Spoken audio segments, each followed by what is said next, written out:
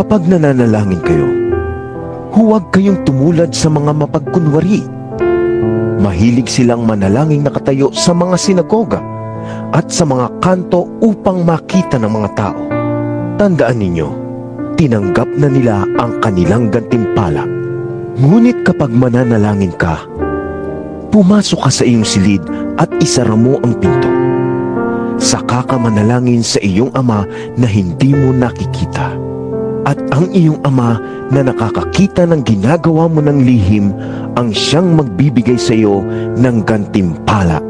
Sa pananalangin ninyo'y huwag kayong gagamit ng maraming salitang walang kabuluhan, gaya ng ginagawa ng mga hentil. Ang akala nila'y papakinggan sila ng Diyos dahil sa haba ng kanilang sinasabi. Huwag ninyo silang tutularan. Alam na ng inyong Ama na nasa langit ang inyong kailangan bago pa ninyo ito hingin sa Kanya.